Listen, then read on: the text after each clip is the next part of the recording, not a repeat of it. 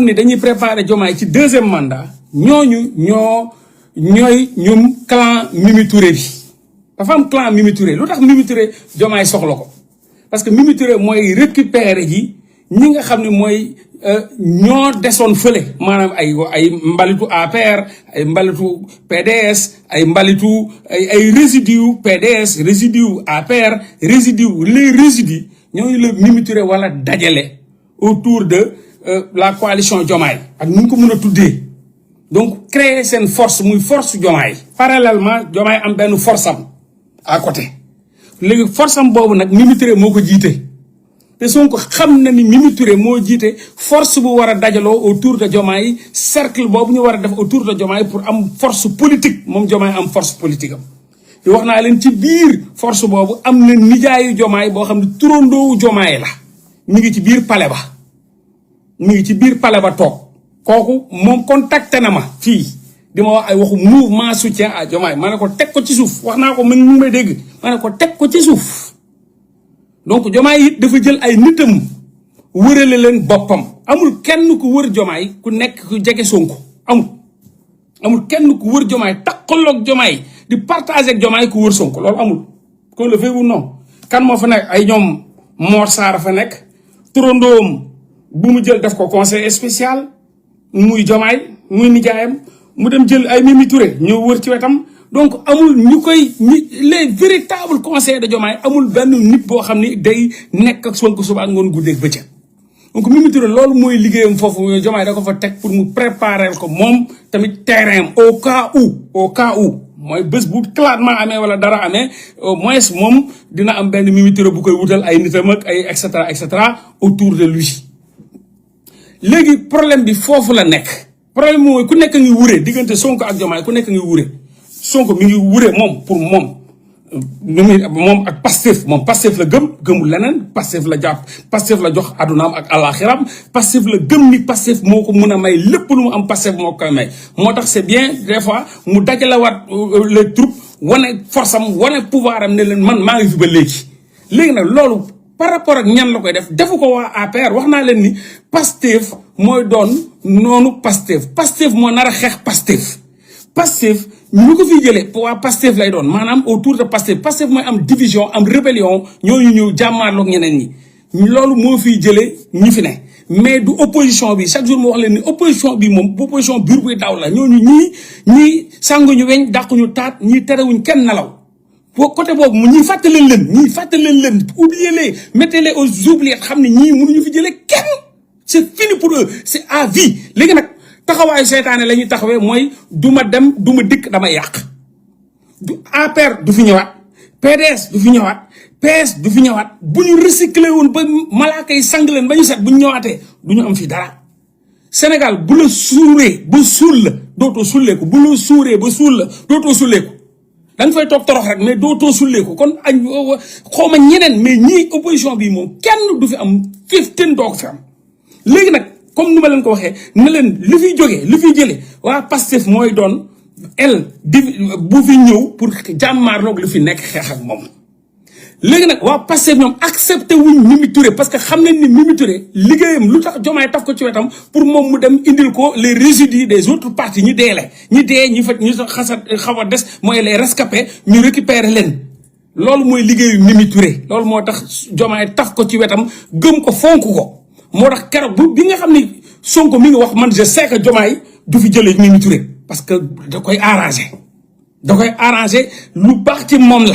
bu Sonko doon reyanteeg Mimi Touré fii ba abadan daay man Diomaye du ko bàyyi Diomaye tey la koy gën a jàpp parce que Diomaye dans sa tête ak programme bi mu am du Sonko 2029 nee naa leen Diomaye ma gën a jege Sonko de mais Diomaye programme am du Sonko 2029 de déedéet du programme mu Diomaye il faut que ça soit clair léegi nag Mimi Touré moomu noonu Pastef accepté wuñ ko nanguwuñ ko tey jii Diomaye moom moo ko jël moom moo ko fal pour fu nekk nii coordinatrice li nga xam ne mooy Diomaye président mais ñoom Sonko ak Pastef nee nañ ànduñu ci tey ànduñu nee nañ dirigé wu leen loolu xam nga leer na waa Pastef nee nañ ñoom Mimi Touré nii dirigé wu leen du seen kilifa yilifu leen ci coalition bi kooku leer na naññ ñoom moom loolu lañ wax sànq bu ñu waxee dañ ne Mimi Touré accepté wuñ ko diriger wu leen te du leen diriger donc que ça soit clair bi nga xam ni Diomaye moom aussi qu'on le veuille ou non parce que Sonko mënul ñëw taxaw wax ci Mimi Touré wax ci ki nga xam ne Abdourahmane Diouf yow nga ñëw di ko désavouer publiquement di wane da Sonko Diomaye dafa désavouer Sonko publiquement mooy ab kilifa gu ñëw taxaw wax ak nit yi ne leen kii nii moom dañ c'est vrai parce que Mimi Touré moom dañ ko épinglé loolu lu fi nekk la loo xam ne du Sonko moo ko créé IGE ñëpp xam nañ ko loolu lañ ko dàqee CSE et cetera après bëggoon ko recycler ci assemblée nationale ba après mu dem yoonam donc loolu du Sonko moo ko créé Mimi Touré a été épinglé par un corps de contrôle mi ngi fii taaju document yaa ngi fii dañ leen koy liiral sa ay heure boo leen neexee ñëpp nga ko yor donc lan moo tax Diomaye bu ko préserver foofu noonu malgré lu su discours bi Sonko def moom Diomaye bu ko garder mais c'est parce que Mimi Touré est très importante pour Diomaye est très importante pour Diomaye mun na ko dem récupérer ñi nga xam ne dañ leen fee fal ba pare te ba léegi tooguñu mais est-ce que mais Mimi Touré bu mu bàyyanteeg Sonko yàgg na Mimi Touré bu mu indee ay éléments am Sonko tere ko ko bokk na ci Mimi Touré comme fi faloon lu mu tudd la gaa bi ma leen doon wax tam ne woon Italie di jaay trop te mu nekk bras droit am Mimi Touré def ko PCA fonds de garantie automobile mais ba léegi toogu fi parce que Sonko moo ñëw ne ko hey kii du fi toog te pourtant kooku Mimi Touré moo ko placé mu nekkoon Italie di jaay drogue ñu jàpp ko fa dugal ko kaso Napoli mu ñëw nekk bras droit Mimi Touré di recevoir al Mimi Touré ay client ak yooyu ñu yóbbu ko fonds de garantie automobile Sonko ne kii du fi toog te pourtant signé nañ décret bi yéen da ngeen di wax naan kii Ndiaye lu mu tuddati waa ji sant Ndiaye ngeen di wax chaque jour mais Sidi mais Sidi ba léegi toogul mais affaire boobu daf Sidi Bara ba léegi toogul yéen da ngeen di wax Samba Ndiaye est-ce que xam ngeen ni Sidi Bara ba léegi toogul Sidi Bara ba léegi nekkul PCA Sonko moo ñëw ne Diomaye kii du fi toog comme nu mu amee Samba Ndiaye Sidi Bara ba léegi toogul liggéey xëyul gontul mi ngi toog Sidi Bara bi newoon Napoli di jaay drogue ba jàpp ko dugal ko ci kaso bi déporté ko indi ko Sidi Bara topp Mimi Touré mais affaire boobu dafa metti Mimi Touré ak Sonko mais depuis kañ ngeen gis seen relation jeex na bu yàgg muy Samba Ndiaye muy Mimi Touré muy Sidi Bara Samba Ndiaye Sidi Bara ñi ñëpp ay éléments wu Mimi Touré lañ Mimi Touré moo doon am nañu rëcc ñoo xam ne Mimi Touré dugal na leen ba pare ba ñu fal leen ñu rëcc toog après kaaw Samba Ndiaye moo daanu après kaaw Sidi Bara tam daanu Sidi Bara man maa ko dénoncé fii Sidi Bara bañ ko fale maa ko fi dénoncé Sidi Bara Fall naan ko tub sàngara ba léegi faluwul il m'en veut toujours parce que xam na ni man maa ñëw wili pan da ko yoola ko taxaw jàmmaarloo xeex bay bëgg a dee wax naa ci Sidi Bara Fall ba sonn mais finalement toogul donc Mimi Touré bu mu tasaaroog ay Sonko du tey léegi lan moo tax Mimi Touré Sonko Diomaye bëgg fa forcé Mimi Touré mu war fa toog lan moo tax Diomaye ne force rek Mimi Touré malgré tout luñ ko jàpp ak lu mu